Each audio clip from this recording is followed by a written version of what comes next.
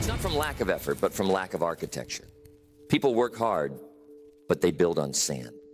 They hustle without a blueprint. And when the storms of life come, all that effort washes away. A life that works is one built by design, not by default. It's like constructing a building. You wouldn't start pouring concrete before the plans are drawn. Yet that's how many people live. They rise each day and get to work, but they never stop to ask, what am I building? You see, effort without structure leads to frustration. It's like rowing a boat in circles. You're sweating, but you're not moving. And some people have been rowing for 20 years, wondering why they're still at the same dock. The secret is that life obeys certain rules. Just as gravity doesn't care who you are, the laws of behavior and consequence don't play favorites. Sow good seed, you get good harvest. Neglect the field, weeds take over. It's not personal, it's principle. And once you learn those principles, you can predict your results. When I was young, I thought success was luck, or talent, or connections. But it isn't. Success is structure. It's the architecture of choices, habits, and philosophies that quietly compound over time. People who live well have built well. They didn't leave it to chance. They obeyed the rules. So tonight, I want to walk through 7 of those rules. 7 ideas that can turn a life of chaos into a life that runs smoothly. Each one is simple, but none are easy, because they require honesty, discipline, and courage, the tools of a real builder. The first rule is the foundation. Without it, nothing else works. You can't build excellence on excuses. You can't build strength on blame. You can't build freedom on denial. The starting point of all achievement is ownership. Full, unfiltered, absolute responsibility. The first rule for a life that works is simple to say and hard to live. Take 100% responsibility. Nothing improves until ownership begins. Most people never make that leap. They live in a story built around blame. The job didn't pay enough. The boss didn't notice. The economy turned bad. The parents didn't support. The partner didn't understand. There's always someone or something to point to. And as long as the finger points outward, power flows outward. But here's the truth. If someone else is responsible for your results, you've surrendered control of your life. Responsibility and control travel together. You can't have one without the other. The day you take full responsibility is the day you gain full control. I remember when I finally understood that nothing was going to change for me until I changed. I was waiting for circumstances to improve before I improved. But life doesn't work that way. Circumstances follow character. When a person steps up to claim ownership of every result, good or bad, something powerful happens. They move from victim to architect. Taking responsibility doesn't mean taking the blame for everything that happens. It means accepting that you have responsibility, the ability to choose your response. That's the real freedom. You can't always control events, but you can always control your attitude, your effort, your decisions. And over time, that determines everything. Think about it. 2 people lose a job. One spends months complaining, telling everyone how unfair it was. The other spends a week reflecting, then says, all right, what can I learn? What can I do next? One person repeats the story, the other rewrites it. Same situation, different outcome, because of responsibility. Now, this isn't glamorous work. It's not as exciting as blaming the government or the system or the neighbors, but it's the only path that leads to strength. Blame keeps you weak. Responsibility makes you powerful. The moment you say, I'm responsible, the game changes. Suddenly you can fix, you can plan, you can act. You stop waiting for rescue and start designing your own rescue plan. You start thinking differently. You stop asking, why me? And start asking, what next? You can't change the past, but you can change your philosophy about the past. You can use it as a lesson instead of a label. And when you do that, you begin to master the cause instead of being at the mercy of the effect. A working life begins when you stop outsourcing blame. Because the truth is, there's only one person who goes with you to every job, every relationship, every decision, yourself. And until that person takes full command, the results will remain inconsistent. Responsibility is the starting line of freedom. Everything else builds from here. Once this rule is in place, the next step is to decide what the finish line looks like, to define exactly what a life that works means to you. Once you've taken responsibility, the next question is, responsibility for what? What exactly are you building? That brings us to the second rule. Define what works means to you. Without definition, there is drift. You can't live a life that works if you don't know what working looks like. Most people wake up and move through their days reacting to what comes at them. Bills, emails, obligations, noise. They're busy, but directionless. They've never sat down to design the picture of a life that feels right to them. A life that works must align with your own values, not someone else's expectations. Too many people inherit a script.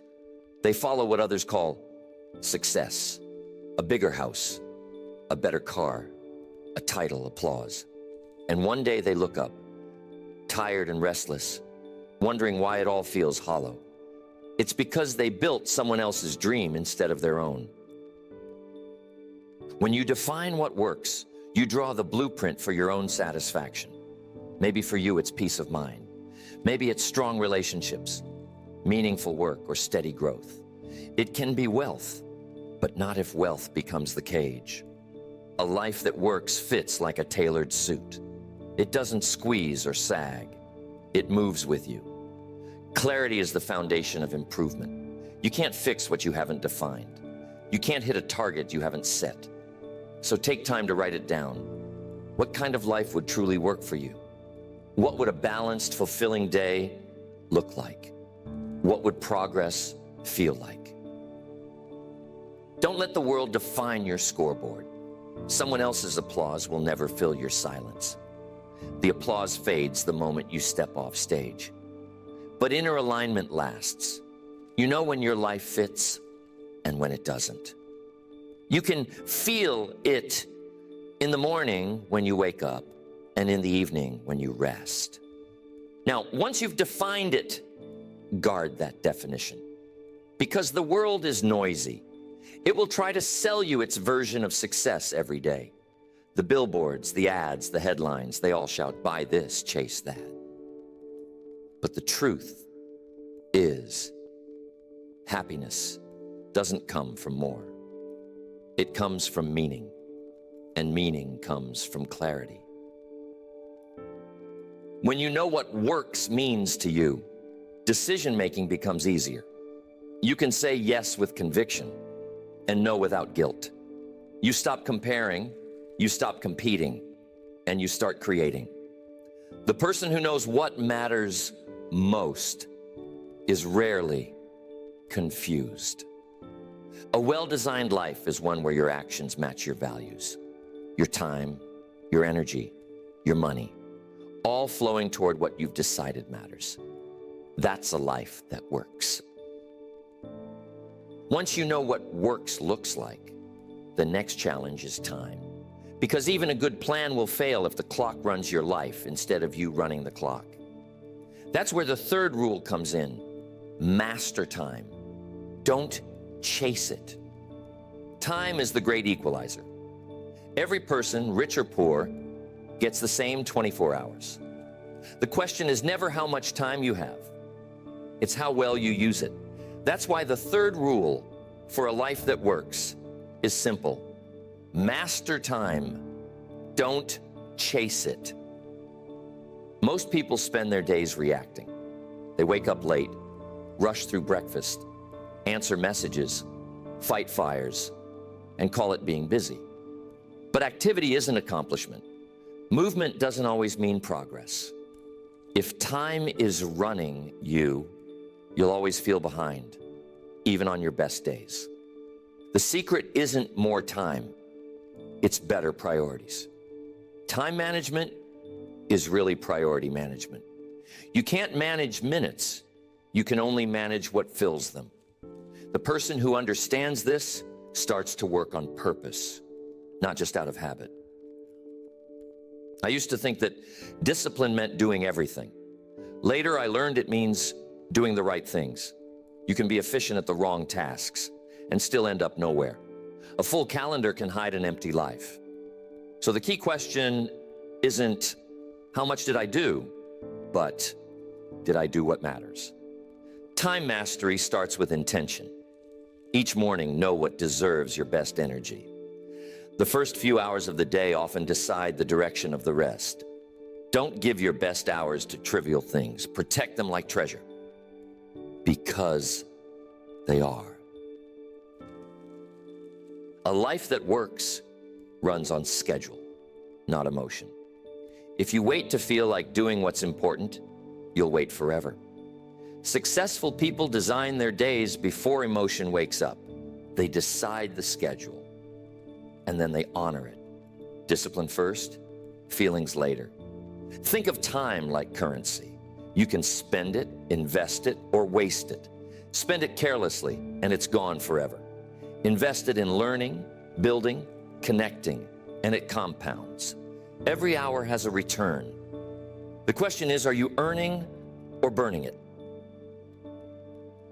Most of life's frustration comes from overcommitting. We say yes too quickly and then wonder why we're exhausted. But here's the truth. Every yes is a no to something else. You can't add without subtracting. So, if you want time to build a better life, you have to cut what doesn't serve it. Learn to pause before you promise. Learn to schedule before you start.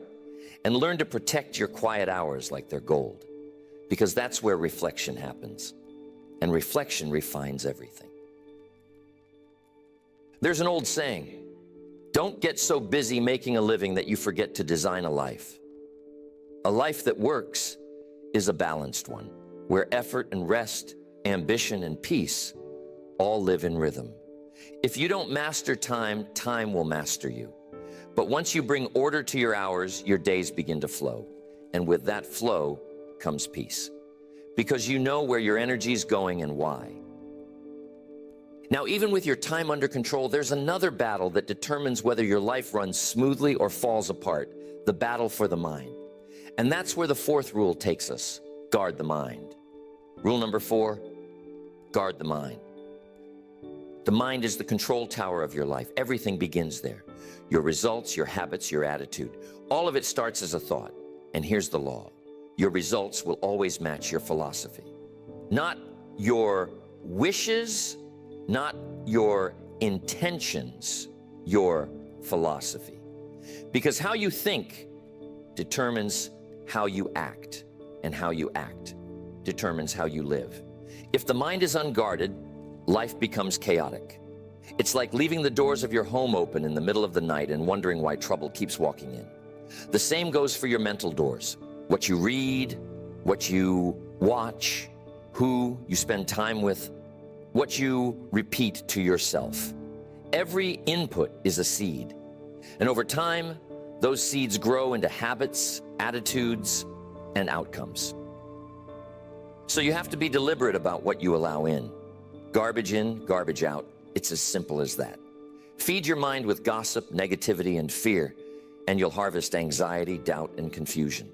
Feed it with wisdom, truth, and inspiration, and you'll harvest clarity, confidence, and calm. I learned early that success isn't just about working hard. It's about thinking right, Two people can face the same setback. One sees a reason to quit, the other sees a reason to learn. Same problem, different philosophy. And that difference decides who grows and who repeats the lesson. Protecting the mind takes discipline. It means turning off what dulls you and turning toward what sharpens you. It means choosing mentors over media, books over noise, reflection over reaction.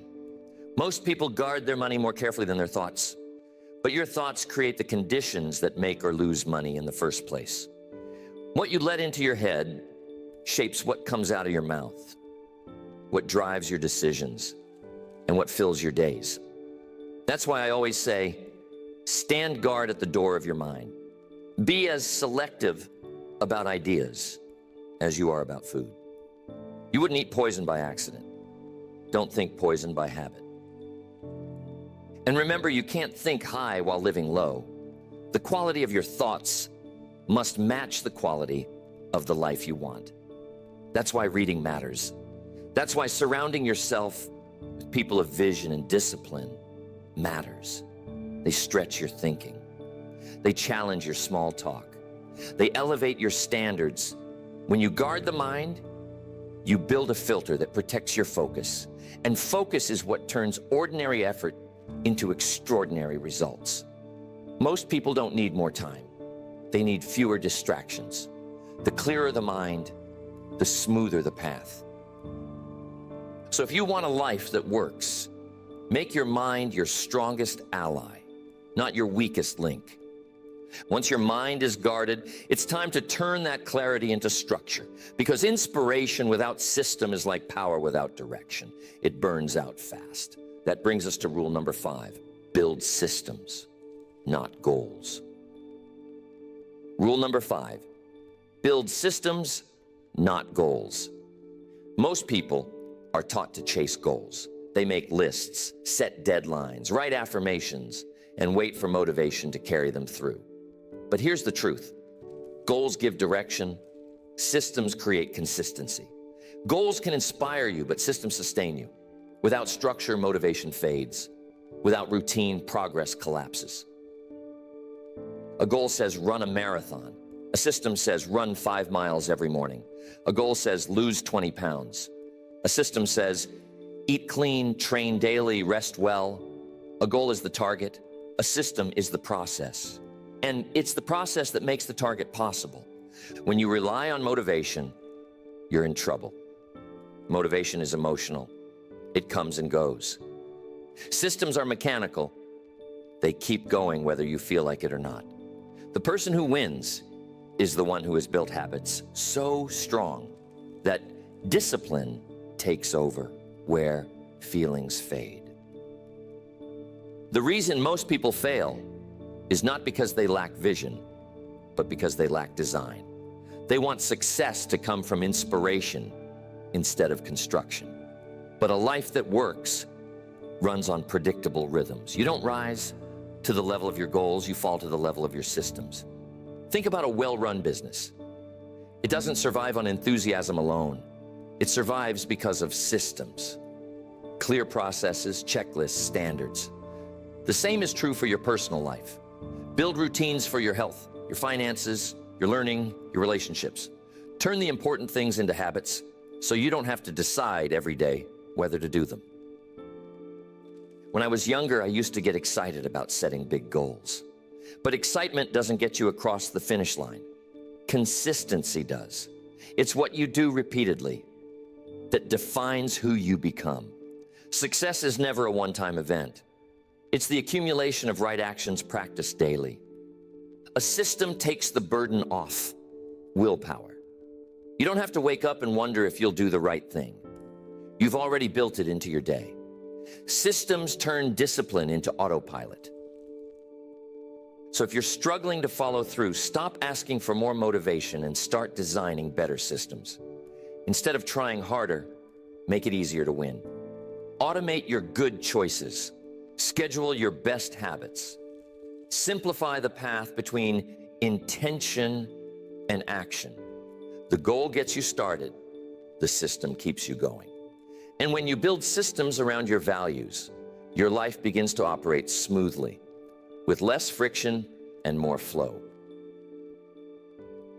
Once systems are in place, you'll need one more layer to hold everything together: standards. Systems work best when they're guided by principles that don't bend to mood or convenience. That brings us to rule number 6. Stay accountable to standards. Rule number 6, stay accountable to standards.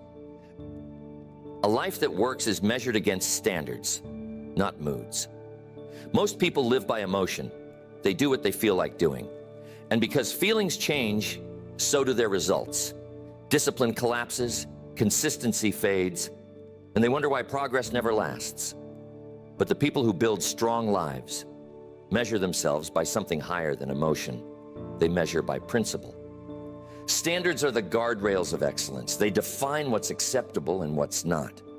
They set the tone for your behavior, even when no one's watching. You can't build a great life with casual rules. You need non-negotiables, clear lines that protect what matters most. Health is a standard. Integrity is a standard. Effort is a standard. Growth is a standard. When you hold yourself to these, you stop drifting and start directing. Because standards don't depend on circumstance, they depend on decision. When you live by standards, your days gain structure. You no longer ask, do I feel like it? You ask, does it meet my standard? That's the difference between amateurs and professionals, between wishers and workers. Amateurs wait for the mood. Professionals act on the standard. And the beautiful thing is, once your standards rise, your results follow. Life responds to consistency. You don't get what you want, you get what you tolerate. If you tolerate excuses, you'll live with average. If you insist on excellence, you'll attract excellence. Accountability keeps those standards alive. You can't hold yourself to high ground if you never measure your steps. Review your performance. Reflect each week. Ask, did I live my standards today? Did I give my best in health, in work, in honesty, in learning? Without review, drift returns. The strongest people I've known weren't the loudest or the most talented. They were the most consistent. They had quiet rules for themselves that they refused to break. Not because anyone was watching, but because self-respect was. When you honor your standards, confidence grows. You trust yourself again. You stop negotiating with laziness and distraction. You stop needing applause because your own word means something. And here's the truth. Discipline may feel like restriction, but it's actually freedom. It's freedom from regret, from chaos, from mediocrity. A high standard doesn't trap you, it lifts you. Now, once you're living by standards, there's one more rule that completes the circle. Because even the best system, schedule, and standard will go stale if you stop expanding. Life isn't meant to stay still, it's meant to grow. That's why rule number 7 is the mission behind them all. Keep growth as the mission. Rule number 7, keep growth as the mission. The goal of life is not comfort, it's capacity. Comfort feels good for a moment, but it dulls your edge. Growth, on the other hand, stretches you, strengthens you, and gives meaning to every challenge. A life that works is one that keeps expanding, mentally, spiritually, emotionally, financially. The day you stop growing, your life starts shrinking. I've seen it happen to too many people. They hit a certain level of success, then settle. They think, I've made it, and they coast. But coasting only goes downhill. Growth is the antidote to stagnation. It's what keeps enthusiasm alive. Growth doesn't always feel good. In fact, it often feels uncomfortable. Muscles grow by tearing. Character grows by testing. Every stretch hurts a little. But that pain signals progress. The key is to learn to value the discomfort that comes with development. Don't resist it. Use it. Life will always present challenges. The question is whether you let those challenges diminish you or develop you. You can either be broken by the weight or built by it. Every experience, win or loss, can make you wiser if you choose to extract the lesson. Keep growth at the center of everything. Make learning a lifelong pursuit. Read, reflect, observe, ask questions. Growth begins with curiosity. The moment you think you know it all, you close the door to the next level. And don't just grow for yourself. Grow so you can contribute. The purpose of expansion is not to accumulate, but to serve. A person who keeps growing becomes a source of strength to others. A mentor, an example, a builder of better lives. It's easy to think growth happens automatically with time, but time doesn't guarantee growth. Intent does. Some people live 10 years of the same year repeated, while others live 1 year of experience 10 times over. The difference is awareness. Reflection turns time into wisdom. So ask yourself regularly, am I growing or just going through the motions? Am I expanding my capacity or defending my comfort? Growth requires honesty, and honesty requires humility. Those who stay teachable never outgrow their potential. When growth becomes the mission, success becomes a byproduct. Because growth changes how you think, and how you think changes what you attract. A growing person doesn't chase opportunities, they create them. So keep climbing, keep reading, keep refining your habits, and deepening your understanding. The reward for becoming better is not just what you get, it's who you become. And when growth becomes your way of life, balance, clarity, and discipline fall naturally into place. That's when everything starts to work, not by luck, but by alignment. Which brings us to the close, the final reflection on what it means to live a life that truly works. A life that works is not luck, it's alignment. When the pieces fit, life moves with rhythm. It doesn't mean there are no problems, it means you've built the strength and structure to face them. When you live by rules that honor discipline, clarity, and growth, life stops fighting you and starts rewarding you. Think about it. When you take full responsibility, you stand on solid ground. When you define what works means to you, direction replaces confusion. When you master time, you control the flow instead of being swept by. When you guard your mind, wisdom replaces noise. When you build systems, consistency replaces chaos. When you stay accountable to standards, excellence replaces excuses. And when you keep growth as the mission, life stays alive, vibrant, and full of meaning. That's a life that works, not perfect, just functional, balanced, and strong. It's the same in nature. The seasons never miss their turn. The sun rises on schedule. The laws of the universe don't argue. They align. And that's the secret. Life works when you do. The human being is part of that same order. When behavior lines up with principle, reward follows naturally. People often search for shortcuts, but there are none.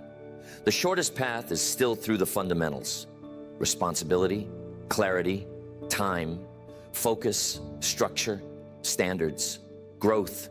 You can't skip these and expect peace. They're not rules to restrict you, they're rails to keep your train on track. Now, when you live by these 7 rules, something subtle begins to happen. The days start to flow more easily. The mind becomes clearer.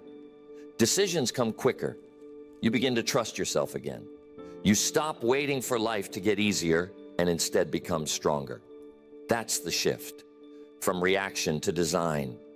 The person who lives by design doesn't fear the future. They build it. They know that every day is a brick in the structure of something lasting. Every small act of discipline becomes part of a bigger result. Every lesson learned becomes another layer of wisdom. And the best part? When your life starts working, it influences others. People notice the order, the peace, the steadiness. They feel it. And your example becomes the spark for their own change. That's how leadership begins. Not by command, but by demonstration. So let your life be the evidence. Let your habits speak louder than your words. Let your consistency become your character. You can't control the wind, but you can adjust the sail. You can't control the seasons, but you can control your planting. And when you obey the timeless rules of life, harvest is certain. A life that works isn't found, it's built. Piece by piece, day by day, decision by decision. It's not a miracle, it's a method. So take the rules, live them, refine them, and pass them on. Because the world needs more examples of lives that work. Lives that shine quietly, run smoothly, and remind the rest of us what's possible when discipline meets purpose. That's the architecture of success. That's the rhythm of order. That's a life that works.